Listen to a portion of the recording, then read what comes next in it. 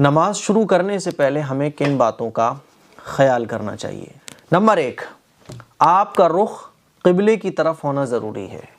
جب آپ نماز پڑھ رہے ہوں تو اس بات کا دھیان رکھیں کہ آپ کا رخ قبلے کی طرف ہو، کیونکہ آپ نے نماز شروع کر دی اور آپ کا رخ قبلے کی طرف نہیں ہے تو آپ کی نماز ٹھیک نہیں ہوگی۔ دوسری چیز، ہمیں سیدھے کھڑے ہونا ہے، ٹھیک ہے، اور نظریں سجدے کی جگہ پر ہونی چاہیے، ٹھیک ہے۔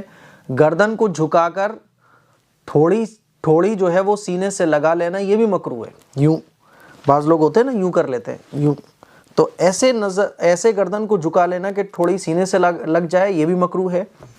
اور بغیر کسی وجہ کے سینے کو جھکا کر کھڑے ہونا، یوں جھک کر کھڑے ہونا، مطلب آپ پڑھ رہے ہیں تو یوں جھک کے کھڑے ہیں، سینے کو جھکا کر کھڑا ہونا یہ بھی درست نہیں ہے۔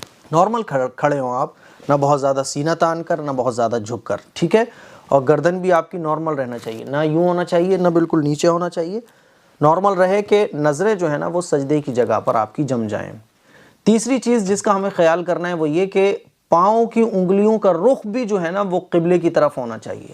آپ کھڑے ہوئے، یہ آپ کے پاؤں کی انگلیاں ہیں، تو ایسے نہیں بلکہ سیدھا قبلے کی طرف آپ کے پاؤں کی انگلیاں بھی سیدھی ہونا چاہیے۔ ہاں، کسی کی انگلیاں ٹیڑھی ہیں قدرتی طور پہ، پیدائشی طور پہ، وہ ایک الگ چیز ہے، لیکن آپ کی انگلیاں بھی اور پیر بھی قبلے کی طرف سیدھے ہونا چاہیے۔ نمبر 4، دونوں پاؤں کے درمیان کم از کم 4 انگل کا فاصلہ ہونا چاہیے۔ جب آپ نماز پڑھنے کے لیے کھڑے ہو رہے ہیں تو پیر چپکا کے نہیں کھڑے ہونا۔ یہ جو میں طریقہ بتا رہا ہوں یہ مردوں کا بتا رہا ہوں، خواتین کے لیے میں انشاءاللہ الگ سے کلپ بناؤں گا، ٹھیک ہے۔ تو 4 انگل کا فاصلہ ہونا چاہیے، چپکا کے نہیں۔ 4 انگل سے تھوڑا زیادہ ہو جائے تو بھی کوئی مسئلہ نہیں ہے۔ یہ 5ویں چیز، اگر جماعت سے نماز پڑھ رہے ہو تو آپ کی صف سیدھی رہے، صف سیدھی رہنا چاہیے۔ سیدھی صف کرنے کا بہترین طریقہ کیا ہے کہ ہر شخص اپنی دونوں ایڑیوں کے آخری سرے صف سے یا صف کا جو آخری نشان ہوتا ہے اس کے کنارے پر رکھ لے، ٹھیک ہے نا۔ صف ختم ہو رہی ہے مان لیجیے یہاں، تو آپ ایڑی جو ہے نا، ایڑیوں کا آخری سرا یہاں رکھ لیں۔ سب لوگ ایسے کھڑے ہو جائیں گے تو صف بالکل سیدھی ہو جائے گی۔ 6ٹھی چیز، جماعت کی صورت میں اس بات کا بھی اطمینان کر لیں کہ دائیں بائیں کھڑے ہونے والوں کے بازوؤں کے ساتھ آپ کے بازو ملے ہوئے ہوں اور بیچ میں کوئی بھی خلا باقی نہ رہے۔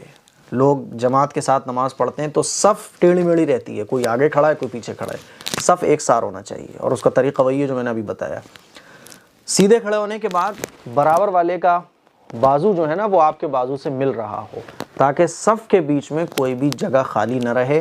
آپ علیہ الصلوۃ والسلام نے اس سے منع فرمایا کہ صفوں میں خالی جگہ مت چھوڑو، ٹھیک ہے۔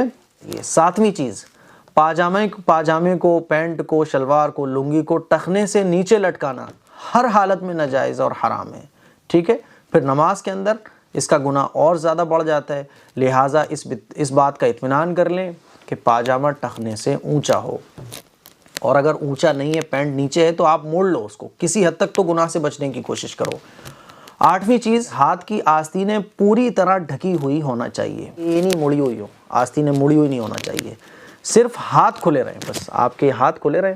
آستین اگر یہاں تک ہے تب بھی آپ کھلے رکھو، موڑے نہ آپ اسے، ٹھیک ہے۔ نمبر 9، ایسے کپڑے پہن کر نماز میں کھڑے ہونا مکروہ ہے جنہیں پہن کر انسان لوگوں کے سامنے نہ جاتا ہو، ہے نا۔ جو کپڑوں میں آپ دوستوں سے نہیں مل سکتے، باہر سڑک پہ نہیں جا سکتے، یا لوگوں کے سامنے جانے میں آپ کو شرم آتی ہے، تو ایسے کپڑوں میں نماز پڑھنا بھی مکروہ ہے۔ تو یہ تو ہو گیا، ابھی ہم نے نماز شروع نہیں کی۔